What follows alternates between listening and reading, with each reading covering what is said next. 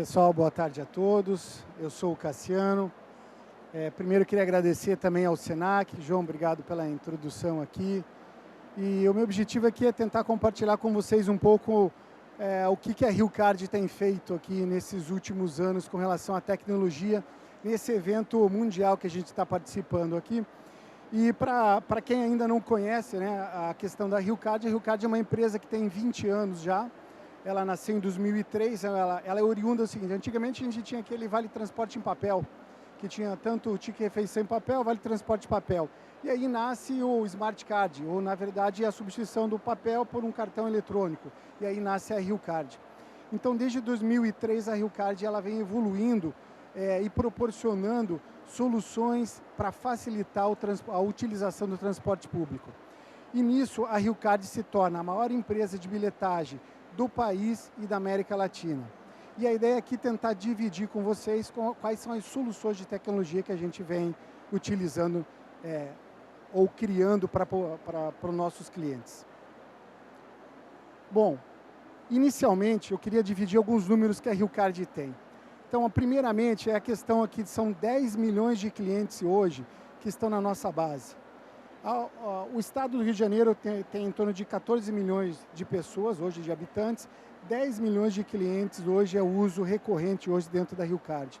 85% da população economicamente ativa, ou seja, dos 16 aos 64 anos, possuem o RioCard. E dentro de todos os modais, basicamente, né, são os 7 modais o que é o possível utilizar no transporte público, você consegue utilizar o RioCard. E 70 municípios, dentro dos 92 municípios, você também consegue utilizar o RioCard. Ou seja, com o RioCard você consegue utilizar todos os meios de transporte público e você consegue utilizar praticamente em todo o estado. Então você tem 10 milhões de pessoas que utilizam esse RioCard. Como que é você gerir, você promover mobilidade para 10 milhões de pessoas? Como é você ser um facilitador da utilização do transporte público para 10 milhões de pessoas? Pois bem, a primeira questão que a gente tem que avaliar é o cliente.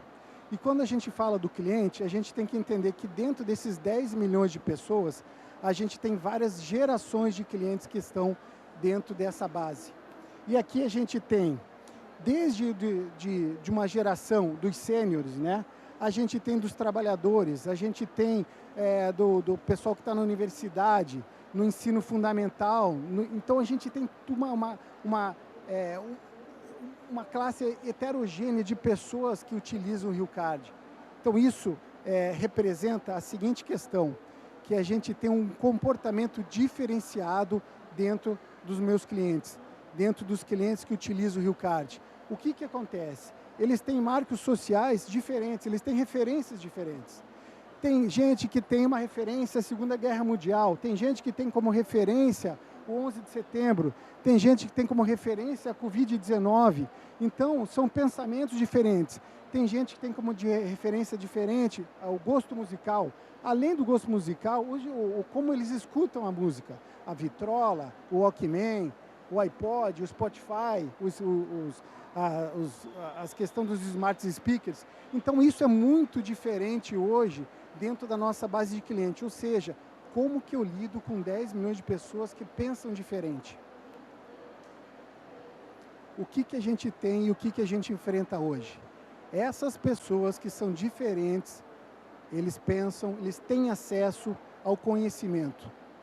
O que acontece? Tanto uma pessoa com 64 anos, com 50, 30, 20, 15, a minha filha de 5 tem acesso ao YouTube, ao Instagram, ao Google, ao ChatGPT ou então ao próprio WhatsApp. E o que acontece?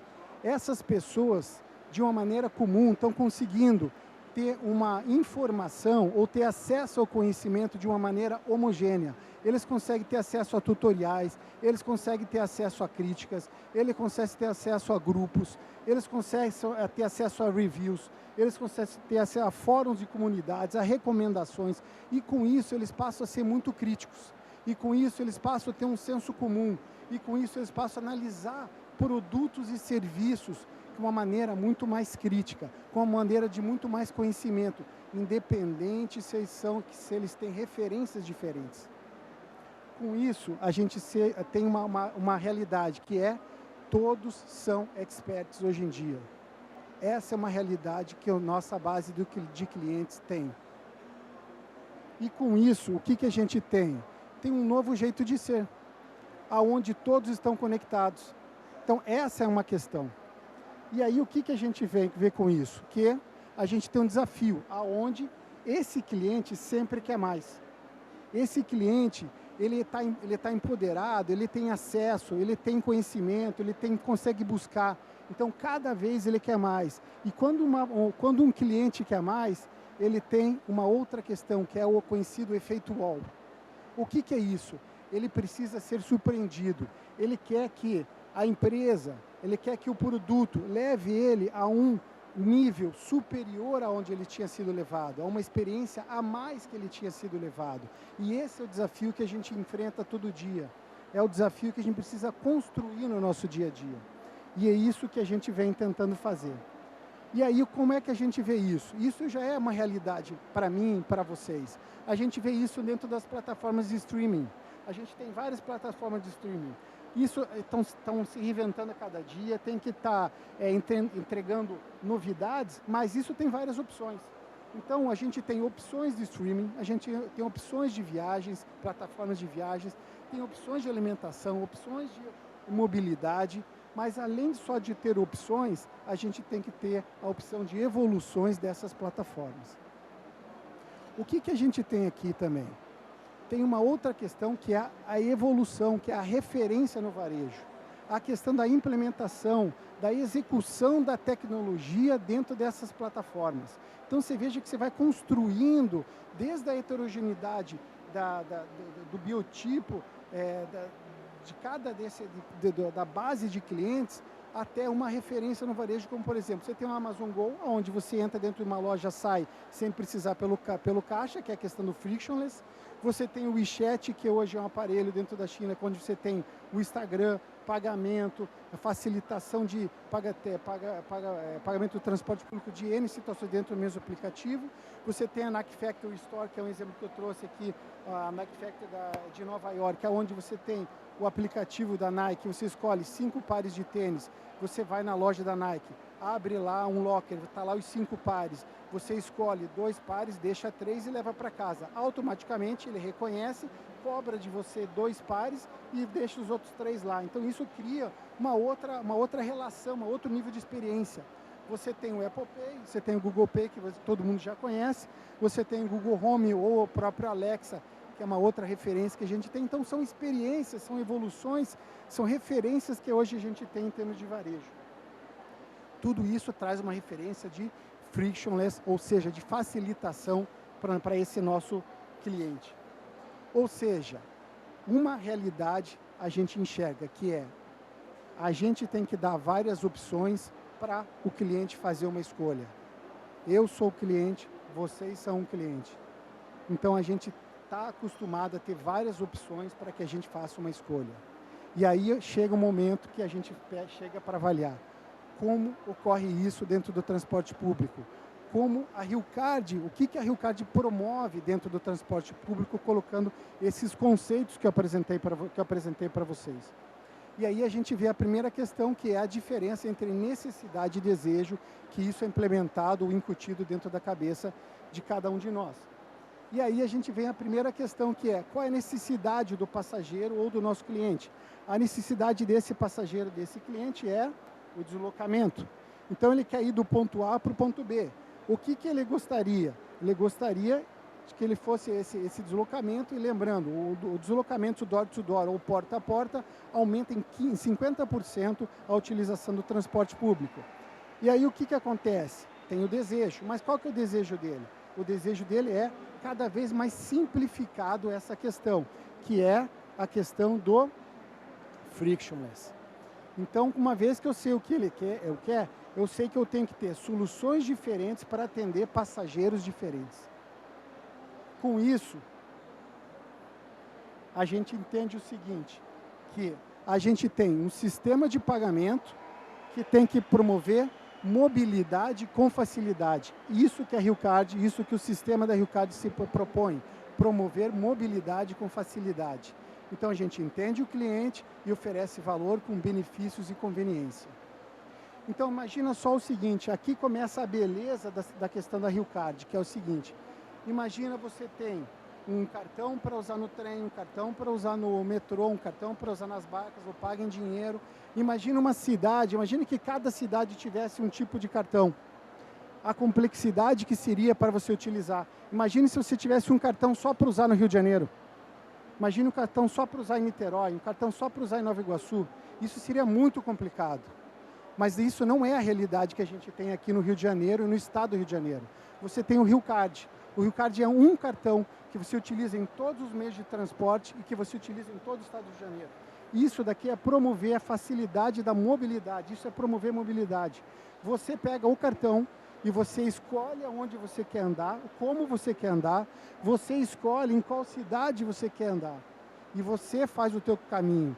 Então, com o RioCard na mão, você promove a mobilidade, você escolhe o seu caminho. Esse é um grande diferencial, que é a implementação e a execução da tecnologia dentro do transporte público. O que a gente tem aqui? Isso também promove a inclusão social. Por que a inclusão social? Porque isso viabiliza políticas públicas. Quem mora no Rio de Janeiro sabe, hoje a gente tem uma parceria com o Estado. Hoje você tem o bilhete único, onde promove a inclusão, facilidade e empregabilidade para milhões de pessoas. A gente tem uma parceria com a Prefeitura, que a gente promove.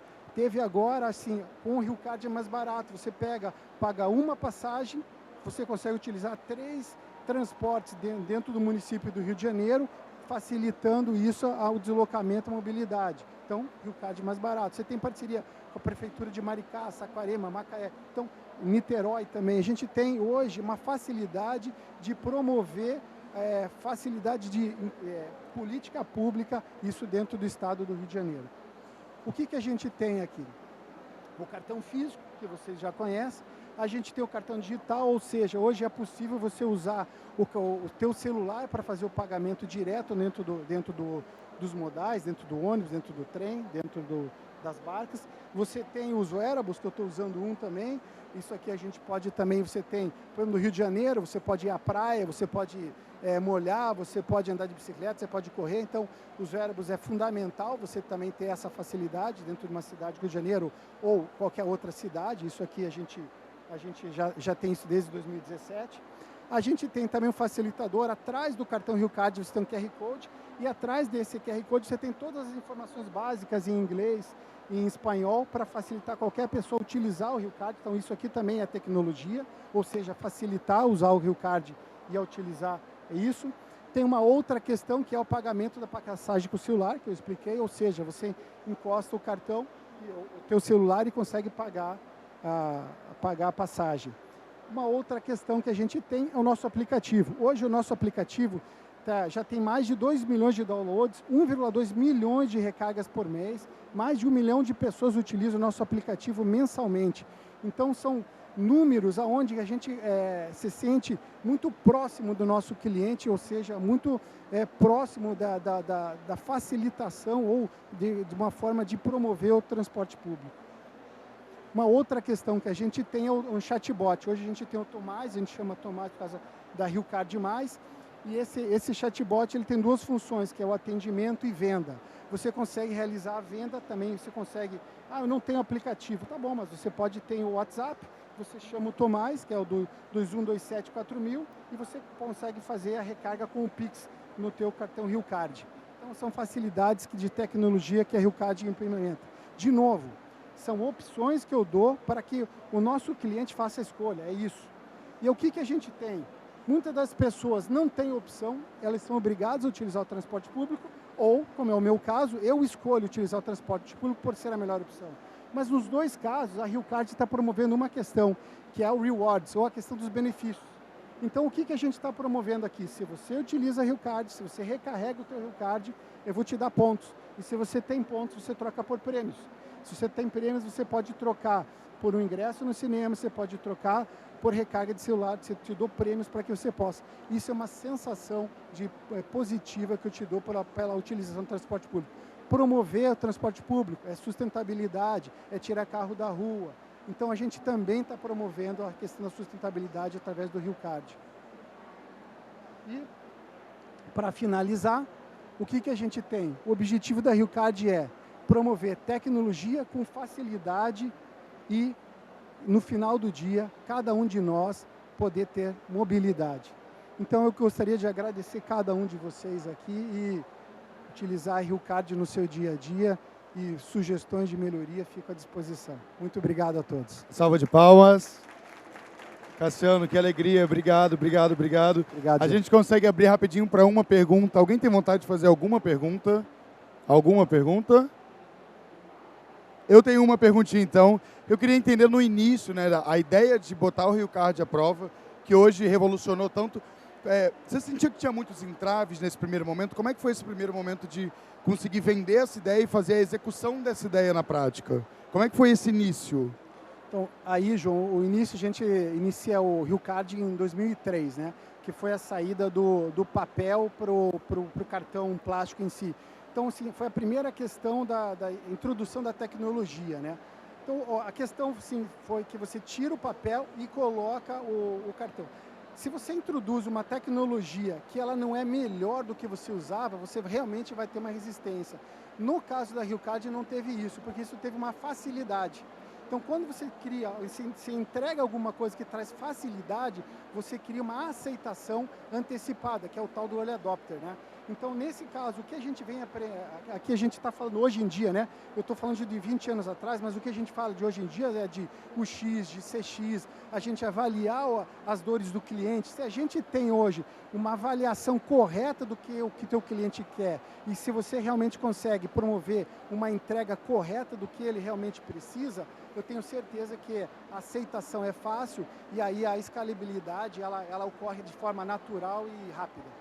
Perfeito. Eu te perguntei isso porque eu passei a usar o transporte público depois já com o RioCard, entendeu? Por isso que eu queria saber um pouquinho dessa transição. E assim, uma coisa interessante, né? Cada vez a gente está evoluindo, né? Que nem agora, para esse mês, agora a gente está colocando uma coisa interessante, recarga programada. A gente está colocando a gente quer agora que você não recarregue mais. A gente quer que a gente recarregue para você. Você só tem que usar o RioCard. Então, você vai estabelecer uma data e você vai inserir o seu meio de pagamento e eu vou recarregar para você. Então, cada vez mais a gente está procurando uma forma de facilitar a tua vida para usar o transporte. Incrível, incrível. Alguém tem uma última pergunta? Não, né? Uma salva de palmas, querido. Obrigado, obrigado. Pessoal, obrigado.